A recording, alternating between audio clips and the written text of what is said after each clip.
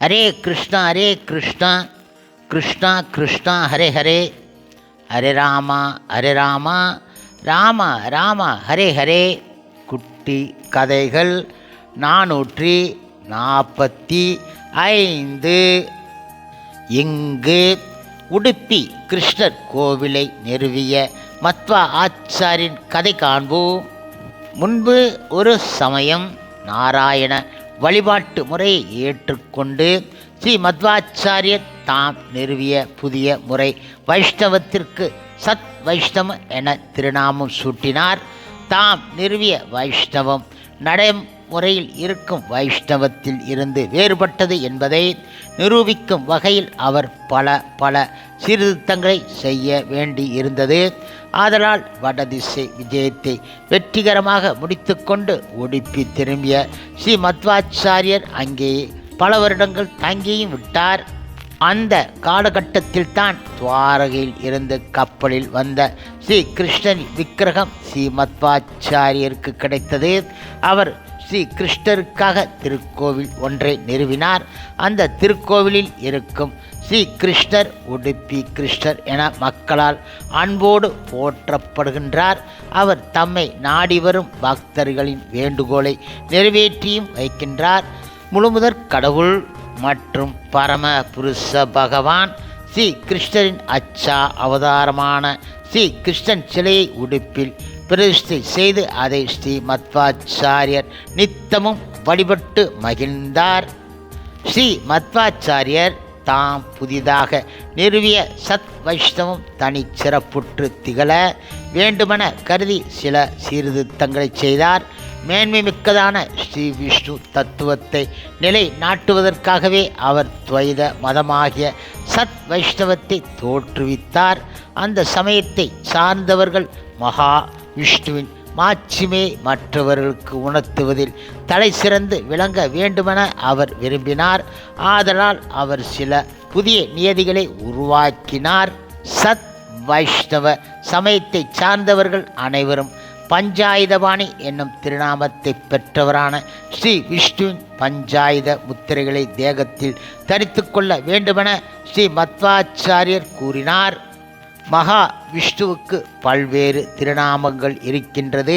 அதனால் அவருடைய மகத்துவத்தை மாந்தர் அறியும் வகையில் சத் வைஷ்ணவத்தை சார்ந்த மக்கள் மகா விஷ்ணு உடைய பல்வேறு திருப்பெயர்களை தங்களுடைய மக்களுக்கும் மற்றவர்களுக்கும் சூட்டுதல் வேண்டும் என ஸ்ரீ மத்வாச்சாரியர் கூறினார். இப்பொழுது விஷ்ணுவின் பல்வேறு வகை பெருமைகளையும் தம் சமயத்தைச் சேர்ந்தவர்கள் புகழ்ந்து கொண்டாட வேண்டுமென விரும்பிய ஸ்ரீ மத்வாச்சாரியர் பஜனை செய்வதை மிக வலியுறுத்தினார். பஜனையில் ஈடுபட்டு பரந்தாமனின் சிறப்புகளை இனிய இசை வாயிலாக எடுத்து கூறுபவர் அவர்களுக்கு தாச கூட்டத்தவர் என்ற பட்டத்தையும் ஸ்ரீ மத்வாச்சாரியர் வழங்கினார். பஜனையில் கலந்து கொள்ள இயலாதவர்களையும் ஸ்ரீ மத்வாச்சாரியர் அலட்சியப்படுத்த கிடையாது. அவர்களுக்கும் ஸ்ரீ மத்வாச்சாரியர் வியாச கூட்டத்தவர் என்னும் ஒரு பட்ட பெயரை வழங்கினார். ஆண்களோடு பெண்களையும் சரி சமமாக கருதிய ஸ்ரீ மத்வாச்சாரியர் பெண்களும் பூஜை செய்தல் போன்ற சமய தொடர்பான செயல்களிலும் விரதங்கள் அனுஷ்டிப்பதிலும் ஆர்வம் காட்டுதல் வேண்டுமென நியதியை ஏற்படுத்தினார். இப்பொழுது திருக்கோவில்களில் ஆராதனை செய்வோர் எத்தகையவர் இருக்க வேண்டும் என்பது குறித்தும் ஸ்ரீ மத்வாச்சாரியர் நியதிகளை வகுத்து கொடுத்தார்.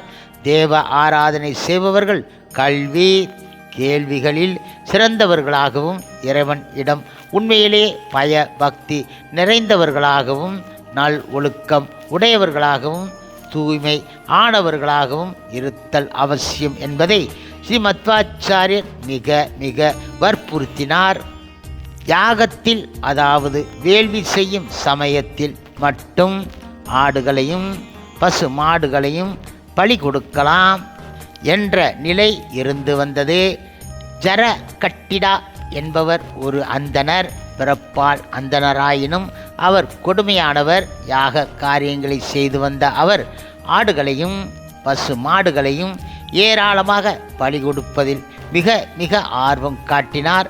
அதனால் யாக காலங்களில் யாகத்தின் பெயரால் ஆடுகளும் மாடுகளும் ஏராளமாக பலி கொடுக்கப்பட்டன. அதை அறிந்த ஸ்ரீமத்வாச்சாரியர் மனம் வருந்தினார். யாகத்திற்காக உயிர்வதை செய்வதை தடுக்க முடிவு செய்தார். ஜரகடிட்டா செய்வது தவறான செயல் எனவும் அதை உடனே தடுக்க வேண்டும் எனவும் அவர் சம்பந்தப்பட்ட அதிகாரிகளிடம் கூறினார். அந்த அதிகாரிகள் ஜரகடிட்டாவை ஸ்ரீமத்வரையும் அழைத்து விசாரணை நடத்தினார்கள்.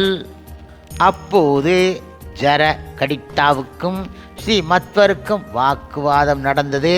அவ்வாறு உயிர் பலி கொடுப்பதற்கு வேதம் அனுமதிக்கிறது என ஜரகடிட்டா கூறினார். வேதம் அவ்வாறு அனுமதிக்கவில்லை என ஸ்ரீமத்வாச்சாரியர் ஆதாரத்தோடு நிரூபித்தார். ஜரகடிட்டாவின் கூற்று பொய்யானது என்பதை எல்லோரும் அறியச் செய்தார். ஜரகடிட்டா தோல்வி அடைந்தார். அதை அறிந்த அந்த அதிகாரி யாக காலங்களில் உயிர்வதை செய்யக்கூடாது என கூறி தடையும் விதித்து விட்டார். யாகம் காலங்களில் உண்மையான ஆடுகள் மாடுகள் இவைகளை பயன்படுத்துவதற்கு பதிலாக என்ன செய்வதென கேள்வி எழுந்தது. அப்போது ஸ்ரீமத்வாச்சாரியர் உளுந்தம்பருப்பு மாவில் ஆடுகளைப் போலவும் மாடுகளைப் போலவும் உருவங்கள் செய்து அவற்றை பயன்படுத்தலாம் என ஆலோசனை கூறி சத் வைஷ்ணவத்தினர் அந்த முறையை பின்பற்ற வேண்டுமென ஆணையும் விட்டார். ஜீவ காருண்ய மிக்க ஸ்ரீமத்வாச்சாரியர் வரையறை செய்த அந்த நியதியே பின்னர் பின்பற்றப்பட்டது. அதற்கு அந்த சமயத்தவரிடம் நல்ல வரவேற்பும் இருந்து வந்தது. இப்படியாக இருக்கும் சமயத்தில் துவைத சித்தாந்தத்தை பரவவிடாமல் தடுக்க வேண்டுமென அத்வைத சித்தாந்திகள் நினைத்தார்கள். அதனால் ஸ்ரீமத்வருடைய நூலகத்தில் இருந்த துவைத சித்தாந்தங்களை அடங்கிய 8 பிரதிகள் அனைத்தையும் திருடி சென்று விட்டார்கள். அதனை அறிந்து ஸ்ரீமத்வாச்சாரியர் மிக மிக வருந்தினார். ஆனால் இறைவன் அருளால் அவை திரும்ப கிடைக்கும் என நம்பினார். அவர் நினைத்தபடியே நடந்தும் விட்டது. ஹரே கிருஷ்ணா கிருஷ்ணா கிருஷ்ணா ஹரே ஹரே, ஹரே ராமா ராம ராம ஹரே ஹரே. ஸ்ரீல பிரபுபாதரின் சேவையில் இஸ்கான் பக்தர்கள்.